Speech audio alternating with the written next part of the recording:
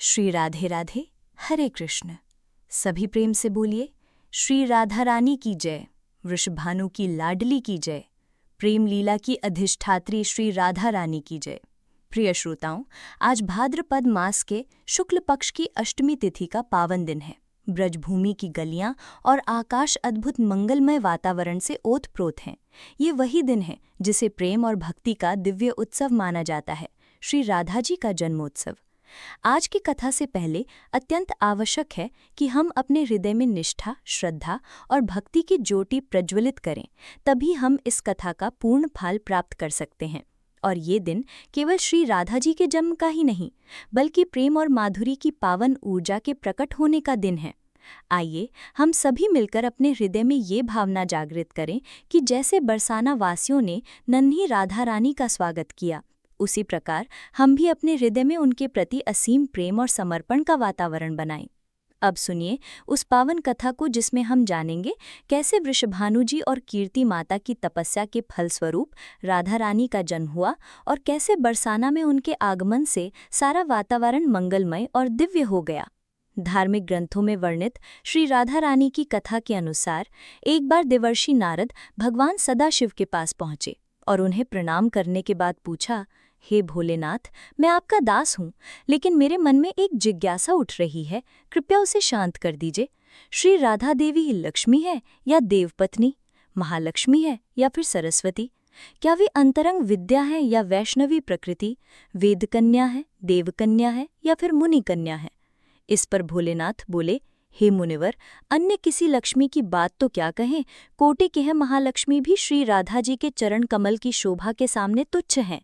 हे नारद जी, मैं तो श्री राधा की रूप, लावण्य और गुण आदि का वर्णन करने में खुद को असमर्थ पाता हूँ। तीनों लोकों में कोई भी ऐसा समर्थ नहीं है जो उनकी रूप आदि का वर्णन करके पार पा सके। उनकी रूप माधुरी जगत को मोहने वाले श्री कृष्ण को भी मोहित करने वाली है, और यदि मैं अनंत मुख से भी चाहूँ तो भी उनका वर्णन करने की मुझमें तो क्षमता नहीं है। तब देवर्षि नारद जी बोले, नाथ, हे प्रभु, श्री राधा जी के जन्म का महात्म्य सभी प्रकारों से श्रेष्ठ है, मैं उसको ही सुनना चाहता हूँ। हे भगवन, सभी व्रतों में श्रेष्ठ श्री राधा अष्टमी व्रत के विषय में मुझे बताइए। इस पर शिवजी ने कहा कि वृषभानु पुरी के राजा वृषभानु महान उदार थे। वे महान कुल में उत्पन्न हुए थे और सभी शास्त्रों के ज्ञाता थे। 8 प्रकार की सिद्धियों से युक्त श्रीमान, धनी और उदार वेत्ता थे। वे संयमी, कुलीन, सद्व्यचार वाले भगवान श्री कृष्ण के आराधक थे। उनकी पत्नी श्रीमती श्री कीर्तिदा थी। ये भी महालक्ष्मी जी के समान भव्य रूप वाली और परम सुंदरी थी।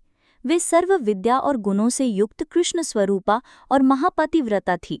उनके गर्भ से ही भाद्रपद की शुक्ल पक्ष की अष्टमी तिथि को मध्याह्न काल में श्री वृंदावनेश्वरी श्री राधिका जी प्रकट हुई थी। शिवजी ने नारद जी को बताया कि राधा अष्टमी के दिन व्रत रखकर उनका पूजन करना चाहिए। इसके लिए श्री राधा कृष्ण के मंदिर को ध्वजा, पुष्पमाला, वस्त्र, पताका, तोरण आदि से सजाना चाहिए। 5 रंग के मंडप बनाकर उसके भीतर षोडश कमल यंत्र के बीच श्री राधा कृष्ण की प्रतिमा स्थापित करें। इसके बाद राधिका जी की स्तुति और ध्यान करें। उन्हें सुगंध, पुष्प, फल, धूप आदि अर्पित करें। पूजा के बाद प्रसाद ग्रहण करें और रात्रि में जागरण करते हुए श्री राधा कृष्ण का कीर्तन करें। भगवान शिव देवर्षि नारद जी से कहते हैं कि जो मनुष्य भक्ति भाव से श्री राधा अष्टमी का अनुष्ठान करता है, वह श्री राधा कृष्ण के सानिध्य में श्री वृंदावन धाम में स्थान पाता है और ब्रजवासी बनता है। श्री राधा जन्मोत्सव का कीर्तन करने से मनुष्य भवबंधन से मुक्त हो जाता है। जो व्यक्ति राधा नाम और राधा जन्माष्टमी की महिमा का गुणगान करता है, उसे सभी तीर्थों का फल और विद्या मिलती है। उसे सभी दानों का फल मिलता है और सभी व्रतों का फल मिलता है। शिवजी कहते हैं कि जो व्यक्ति श्री राधिका जी को भजता है, उन्हें याद रखता है, उसे मैं भी भजता हूँ और उसे मेरी भी कृपा स्वतः प्राप्त हो जाती है। राधा नाम स्मरण निष्फल नहीं होता। श्री राधा जी सर्व तीर्थमयी और ऐश्वर्यमयी है। श्री राधा रानी के भक्तों के घर में कभी लक्ष्मी विमुख नहीं होती। जो राधा रानी का ध्यान करते हैं, उनके घर श्री राधा जी के साथ श्री कृष्ण भी वास करते हैं। ये सब सुनकर मुनि श्रेष्ठ नारद जी ने श्री राधा अष्टमी में यजन पूजन किया। जो मनुष्य इस लोक में श्री राधा जन्माष्टमी के व्रत का ये महात्म्य सुनता है, वो सुखी, सम्मानित, धनी और सर्वगुण संपन्न हो जाता है। भगवान शिव के अनुसार जो व्यक्ति धर्म के लिए श्री राधा मंत्र जपता है, उसका मन धर्म में तल्लीन होता है। जो धन चाहता है उसे धन मिलता है, और जो कामार्थी या मोक्षार्थी है उसे ये चीज़ें प्राप्त होती हैं। श्री राधा की भक्ति करने वाला सुखी, विवेकी और निष्काम हो जाता है। अब चलिए इस पावन कथा को और आगे बढ़ाते हैं। भाद्रपद मास के शुक्ल पक्ष की अष्टमी तिथि के दिन बरसाने में अद्भुत आनंद और दिव्यता छा रही थी।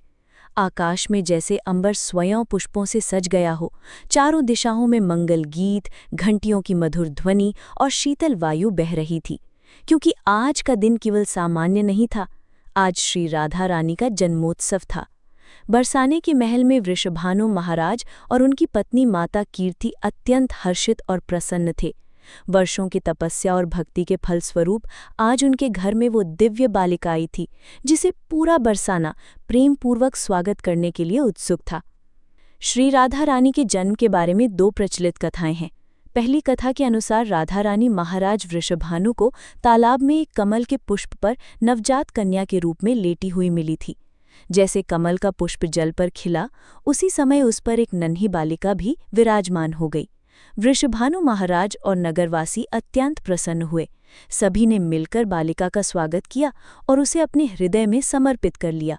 दूसरी कथा के अनुसार महाराज वृषभानु और माता कीर्ति ने बहुत कठिन तपस्या की थी।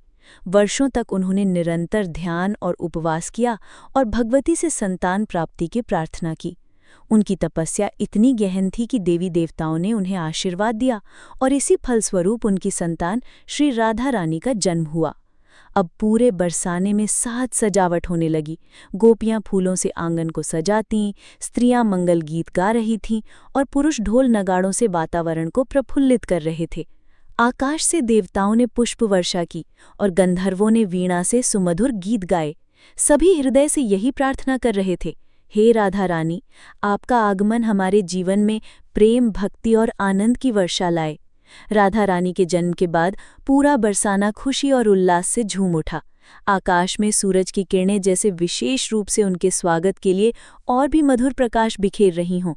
हर गली, हर आंगन और हर घर में मिठास और प्रेम का वातावरण व्याप्त था। गोपियां और महिलाएं सज धज कर आंगन में पहुंची। उनके हाथों में रंग बिरंगे पुष्प, मुरली और दीपक थे। हर ओर मंगलमय गीत गूंज रहे थे। बच्चे पुष्पों की माला बनाकर और झूले सजाकर इस पावन अवसर को और भी भव्य बना रहे थे। तभी महलों से नन्ही राधा रानी को झूले में बिठाकर बाहर लाया गया। उनका सुंदर रूप, नन्हे अन्हे, कोमल हाथ और पवित्र मुस्कान देखकर सभी के हृदय आनंद और स्नेह से भर गए। गोपियों ने प्रेमपूर्वक उनके लिए पुष्पों और रंगों से सजावट की। नन्ही राधिका रानी का पालना झूलता और बरसाने की गलियों में देवी राधिका का मंगलनाद गूंजने लगता। पुरुष ढोल नगाड़ों और घंटे घड़ियाल की ध्वनि से वातावरण को उत्सवमय बना रहे थे। नन्ही सी राधिका रानी पालने में विराजमान थी, लेकिन उनके नेत्र अभी तक बंद थे, क्योंकि उन्होंने प्रतिज्ञा कर रखी थी कि जब तक स्वयं श्री कृष्ण उनके सामने नहीं आएंगे, वे अपने नेत्र नहीं खोलेंगी। तभी दूर से कान्हा के छोटे छोटे कदमों की झनकार और उनकी मधुर हंसी की गूंज सुनाई दी। गोपियों और समस्त ब्रजवासियों ने देखा तो वे रोमांचित हो उठे। सभी ने देखा कि नन्हे श्री कृष्ण अपने छोटे छोटे पांवों पर पवित्र धरती को छूते हुए राधा रानी के समीप पहुंच रही हैं। जैसे ही श्री कृष्ण उनके सामने आए, नन्ही राधिका रानी ने अपने नेत्र तुरंत धीरे धीरे खोल दिए। उनके नेत्रों में चमक, हृदय में अपार आनंद और स्नेह का सागर उमड़ रहा था। पहला दृष्टि संपर्क होते ही ऐसा प्रतीत हुआ मानो पूरे बरसाने में प्रेम और दिव्यता की वर्षा हो रही हो। गोपियां फूलों से झूले और आंगन को सजाती, ढोल नगाड़ों की थाप से माहौल और उत्सवमय हो गया। नन्ही राधिका रानी और नन्ही श्री कृष्ण का पहला दृष्टि संपर्क केवल एक दृश्य नहीं था, बल्कि भक्ति और प्रेम का सर्वोच्च संदेश था। और इस दिव्य मिलन से सभी के हृदय आनंद और श्रद्धा से भर गए। ये थी श्री राधिका रानी के जन्मोत्सव की कथा। आइए अब उन्होंने अपने भक्तों के साथ जो जो लीलाएं की, उनकी भी दिव्य प्रसंग सुनते हैं। एक बार राधा रानी की सखियां छोटे छोटे बर्तन बनाकर उसमें झूठ मूठ का भोजन बनाकर भगवान जी को भोग लगा रही थीं। इतने में ही वहां अचानक दुर्वासा ऋषि आ पहुंचे। और आप तो जानते ही हैं, दुर्वासा ऋषि अपने क्रोध के लिए प्रसिद्ध हैं। दुर्वासा ऋषि को देखते ही राधा रानी और उनकी सखियां अत्यंत डर गईं, क्योंकि यदि दुर्वासा ऋषि किसी के समक्ष कुछ भी बात कहते या कुछ भी मांगते तो उनकी इच्छा के अनुसार करना ही पड़ता था, अन्यथा वे क्रोध में आकर श्राप तक दे डालते थे। तभी दुर्वासा ऋषि ने राधा रानी से एक ऐसी मांग की जो अत्यंत दुर्लभ थी। वो क्या थी? यही है आज की हमारी राधा अष्टमी की विशेष कथा। तो चलिए कथा प्रारंभ करते हैं। एक समय की बात है, ऋषि दुर्वासा जी बरसाने गए हुए थे। उस समय श्री राधा जी अपनी सखियों के साथ खेल रही थीं। राधा जी और उनकी सखियां छोटे छोटे बर्तन बनाकर उसमें झूठ मूठ का भोजन बनाकर भगवान जी को भोग लगा रही थीं। श्री राधा रानी और उनकी सखियां ये सब कर ही रही थीं कि अचानक से दुर्वासा ऋषि वहां आ पहुंचे। ऋषि दुर्वासा को देखकर श्री राधा रानी और उनकी सखियां ऋषि के सम्मान में उठ खड़ी हुईं और वे डर के मारे कांपने लगीं। फिर उनको सादर प्रणाम किया, फिर बड़े ही सरल भाव से उनका स्वागत करते हुए उन्हें बैठने को कहा। ऋषि दुर्वासा भोली भाली और छोटी छोटी कन्याओं के सरल व्यवहार को देखकर अत्यंत प्रसन्न हुए और उन कन्याओं द्वारा बिछाए गए आसन पर जाकर विराजमान हो गए। जिन दुर्वासा ऋषि की सेवा में कोई गलती ना हो जाए, कोई कमी न रह जाए, इस डर से त्रिलोकी हमेशा डरती रहती थी, उन्हीं दुर्वासा ऋषि की सेवा भाव श्री राधा जी और उनकी सखियां बड़ी सरलता और बड़े प्रेम से कर रही थीं और ऋषि दुर्वासा उन्हें देखकर सिर्फ मंद मंद मुस्कुरा रहे थे। फिर राधा जी की सखियां कहने लगीं, हे ऋषिदेव, क्या आपको ज्ञात है कि हमारी राधा रानी बहुत ही स्वादिष्ट लड्डू बनाती हैं और उन्हीं लड्डू से हमने भगवान को भोग लगाया है और अभी आपको भी प्रसाद के रूप में वितरित करेंगी। इसके बाद राधा जी की सखियां जाकर राधा जी के हाथों से बने हुए लड्डू का प्रसाद तो लाती हैं, परंतु वह लड्डू ब्रज रज का बना, खेल खेल में बना हुआ झूठ मूठ का लड्डू था। ये देखकर ऋषि दुर्वासा उनके भोलेपन से बहुत ही प्रसन्न हो गए और हंसने लगे और हंसकर ही बोलने लगे कि हे प्यारी देवियों, अब क्या मैं ये प्रसाद ग्रहण कर लूं? क्या ये प्रसाद आपने बनाया है? ऋषि दुर्वासा के इस प्रश्न पर सारी सखियां एक साथ थीं और एक ही स्वर में कहने लगीं, जी हाँ ऋषिवर, ये हमारी प्यारी श्री राधा जी ने बनाए हैं और हमारा दावा है कि आज तक आपने ऐसे लड्डू कभी नहीं खाए होंगे। उसके बाद ऋषि दुर्वासा जैसे ही उस झूठ के बने लड्डू को प्रसन्नतापूर्वक अपने मुख में डालते हैं तो वैसे ही वे ऋषि पूरी तरह से आश्चर्यचकित रह जाते हैं, क्योंकि एक तो उस लड्डू में ब्रज रज का यानी मिट्टी का स्वाद था और ऊपर से उसको स्वयं श्री राधा रानी ने अपने हाथों से बनाया था। इससे ज़्यादा और क्या हो सकता है? यही तो प्रेम और भक्ति की मिसाल थी जिसका कोई मुकाबला नहीं है। अमृत को भी फीका कर दे ऐसा स्वाद था उस लड्डू का। वो लड्डू खाकर ऋषि दुर्वासा की आंखों में खुशी के आंसू भर आए और उसके बाद अत्यंत प्रसन्न होकर उन्होंने श्री राधा रानी को अपने पास बुलाया और बड़े ही प्रेम से उनके सिर पर हाथ फेरते हुए आशीर्वाद देते हुए कहा कि बेटी राधा, आज से तुम अमृत हस्ता हुई, अर्थात अमृत बनाने वाले हाथ, तुम्हारे हाथ से बना हुआ भोजन या कोई भी पकवान खाएगा वो दीर्घायु वाला और हमेशा विजय होगा। ऋषि दुर्वासा जी धन्य हैं जिनके आशीर्वाद ने श्री कृष्ण और राधा रानी की अत्यंत मनमोहक लीला के लिए एक मार्ग दिखाया। अब सुने राधा रानी की एक और कहानी। बरसाना में एक भक्त थे ब्रिजदास। उनकी एक पुत्री थी जिनका नाम था रतिया। बस ब्रिजदास के परिवार में यही थे। कुल मिलाकर पुत्री और पिता यही उनका परिवार था। ब्रिजदास दिन में अपना काम करते और शाम को श्री जी के मंदिर में जाते, दर्शन करते और जो भी संत वहां आए हुए हों उनके साथ सत्संग किया करते। यही उनका नित्य कर्म था। एक बार एक संत ने कहा कि भैया, हमें नंदगांव जाना है। हमारे पास सामान तो ज़्यादा है लेकिन पैसे नहीं हैं, नहीं तो हम सेवक कर लेते। क्या तुम हमें नंदगांव पहुंचा सकते हो? ब्रिजदास ने तुरंत हाँ कर दिया। ब्रिजदास ने कहा, गर्मी का समय है, सुबह जल्दी चलना ठीक रहेगा, जिससे मैं सुबह 10 बजे तक घर वापस भी आ जाऊं। संत ने कहा कि ठीक है, मैं सुबह 4 बजे तैयार मिलूंगा। ब्रिजदास ने अपनी पुत्री से कहा कि बेटी, मुझे एक संत को नंदगांव पहुंचाना है, मैं समय पर वापस आ जाऊंगा, मेरी प्रतीक्षा मत करना। अब ब्रिजदास जी सुबह 4 बजे राधे राधे करते नंगे पांव संत जी के पास गए, जिनका सामान उन्हें पहुंचाना था। संत जी ने सामान ब्रिजदास को दिया और ठाकुर जी की पेटी और बर्तन स्वयं ने ले लिए। अब वे समय पर रवाना तो हुए, लेकिन संत जी को श्वास रोग था। कुछ दूर चलते फिर बैठ जाते। इस तरह नंदगांव पहुंचने में ही 11 बज गए। ब्रिजदास ने सामान रखकर तुरंत ही वापस जाने की आज्ञा मांगी। संत ने कहा कि भैया, जून का महीना है, 11 बज रहे हैं, इतनी दूर से थक कर आए हो और तुरंत ही जाने की बात कह रहे हो, थोड़ा जल तो पी लो, कुछ जलपान कर लो, फिर चले जाना। ब्रिजदास की कहने लगे, बरसाने की वृषभानु नंदिनी नंदगांव में ब्याही हुई है, इसलिए मैं यहाँ का जल नहीं पी सकता। संत जी की आंखों से आंसू बहने लगे। कितने वर्ष पुरानी बात है, कितना गरीब आदमी है, लेकिन दिल का कितना बड़ा है। ब्रिजदास जी वापस राधे राधे कहते हुए रवाना हो गए। ऊपर से सूरज की गर्मी, नीचे तपती हुई रेत। भगवान को बृजदास पर दया आ गई और वे भी अपने भक्त बृजदास के पीछे पीछे चलने लगे। एक पेड़ की छाया में बृजदास रुके और वहीं मूर्छित होकर गिर पड़े। भयानक गर्मी थी।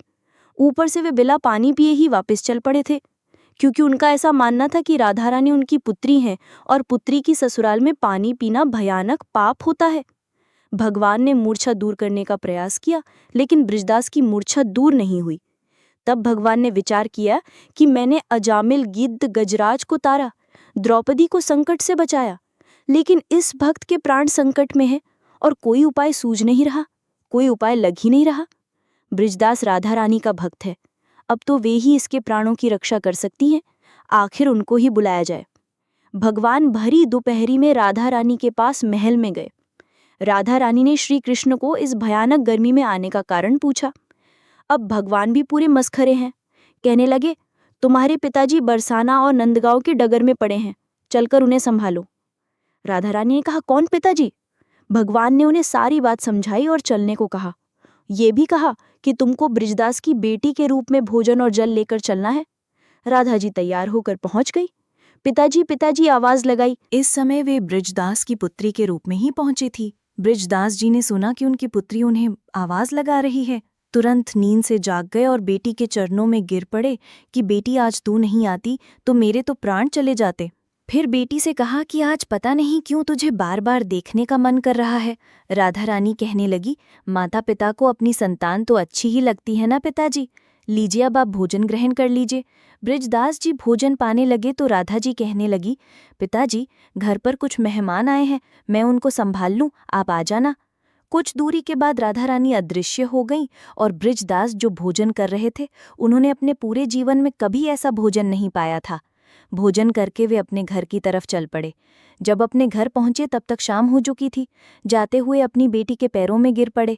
बेटी ने देखा तो अपने पिताजी को उठाकर कहने लगी, पिताजी आप ये क्या कर रहे हैं?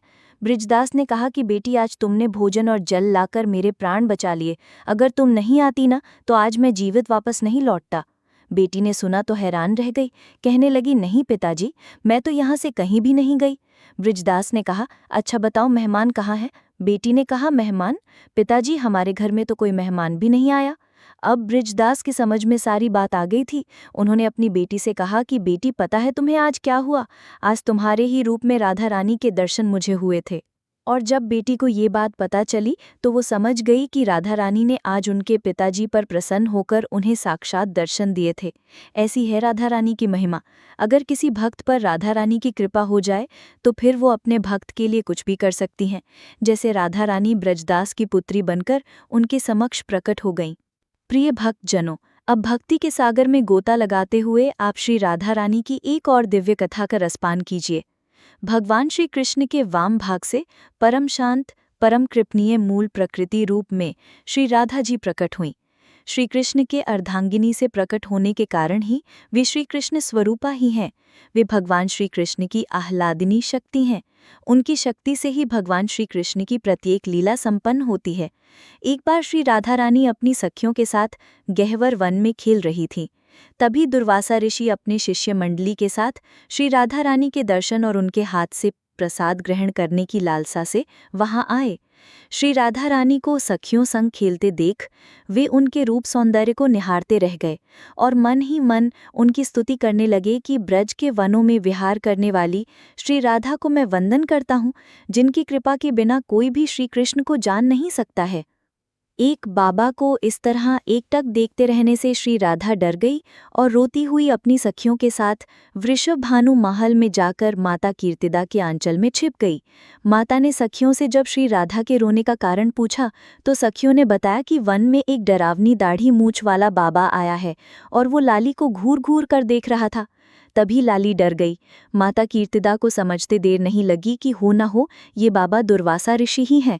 इसके बाद माता कीर्तिदा श्री राधा और सखियों के साथ गहवर वन में गईं और दुर्वासा ऋषि को श्री राधा और उनकी सखियों सहित अपना परिचय कराया। दुर्वासा ऋषि ने प्रसन्न होकर श्री राधा को सौभाग्यवती और चिरंजीवी होने का आशीर्वाद दिया।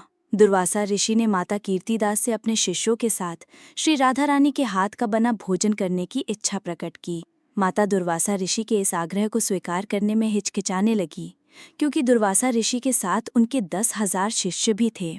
साथ ही दुर्वासा ऋषि बहुत क्रोधी भी माने जाते हैं। क्रोध में आकर वे कुछ भी श्राप दे डालते हैं। लेकिन श्री राधा ने दुर्वासा ऋषि के आग्रह को प्रेम पूर्वक सहज स्वीकार कर लिया और अपनी सखियों के साथ अतिथियों के भोजन की तैयारी में जुट गईं। श्री राधा ने अपनी सखियों को गह्वर कुंड और श्री राधा सरोवर से रज अर्थात मिट्टी लाने की आज्ञा दी। कुछ ही देर में सखियों के यूथों ने रज का ढेर लगा दिया। तब श्री राधा ने सखियों को उस रज से छोटी छोटी गोलियां बनाने की आज्ञा दी। श्री राधा के मानसिक संकल्प से कदम के पत्ते दोने बन गए और विभिन्न लताओं के पत्ते पत्तल बन गए। अब श्री राधा ने दुर्वासा ऋषि को शिष्यों सहित भोजन के लिए आमंत्रित किया। पत्तल पर रज की गोलियों और दोनों में कुंड का जल परोसकर सबसे भोजन करने का आग्रह किया। दुर्वासा ऋषि को लगा श्री राधा ऐसा कर उनका मजाक बना रही हैं, परंतु श्री राधा के बार बार आग्रह करने पर जैसे ही दुर्वासा ऋषि सहित सबने रज की गोलियों को मुख में रखा, तब तो उन्हें अत्यंत सुस्वादु अलौकिक व्यंजनों का स्वाद आया। दुर्वासा ऋषि और उनके शिष्य भरपेट रज की गोलियां खाकर और कुंड का जल पीकर तृप्त हो गए। ब्रज बरसाना के रजगणों के समान तो बैकुंठ भी नहीं है, क्योंकि यहाँ की भूमि का चप्पा चप्पा श्री प्रिया प्रियतम अर्थात श्री राधा कृष्ण की चरण चिन्हों से मंडित है। श्री युगल जोड़ी के प्रेम सिंधु का अद्भुत रस यहाँ कण कण में रचा बसा है। उनके दिव्य अंगों की खुशबू से यहाँ की दिशाएं सुवासित हैं। उनके वेणुनाद का माधुर्य यहाँ जड़ चेतन सभी को मदमस्त कर रहा है। देवगण ऋषि मुनि इसी रस के लिए सदा लालायित रहते हैं। दुर्वासा ऋषि ने प्रसन्न होकर श्री राधा रानी को आशीर्वाद देते हुए कहा कि राधे, जो भी तुम्हारे हाथ से बना प्रसाद ग्रहण करेगा वह दीर्घायु हो जाएगा। ऐसा आशीर्वाद देकर दुर्वासा ऋषि अपने 10,000 शिष्यों सहित वहां से चले गए। और जब माता यशोदा को दुर्वासा ऋषि द्वारा श्री राधा रानी को दिए गए आशीर्वाद का पता चला, तो उन्होंने उन्हें नंदगांव बुलवाया और श्री राधे से आटे के लड्डू बनवाकर अपने लल्ला श्री कृष्ण को खिलवाए। इस तरह मैया यशोदा ने अपने पुत्र की चिरंजीवी होने का उत्सव मनाया। सारे ब्रिज में बस यही घोष हो रहा था, पाही चिरम ब्रिजराज कुमारा अस्माना त्रिशिशो सुकुमारा, अर्थात हे सुकुमार बालक, हे ब्रिजराज कुमार, तू बड़ा होकर चिरकाल तक हम लोगों की रक्षा कर। राधे राधे, हरे कृष्णा। आज की कथाएं यहीं समाप्त हुईं। अगर आपने इन कथाओं को अंत तक सुना है तो वीडियो को लाइक करके कमेंट बॉक्स में राधे राधे जरूर लिख दीजिएगा। धन्यवाद। अगर आपको ये कथा भावपूर्ण लगी हो तो कृपया इसे शेयर करें और हमारे चैनल ऋतु की कहानियाँ को सब्सक्राइब करना ना भूलें। अन्य कथाओं के लिए जुड़े रहिए। श्री राधे।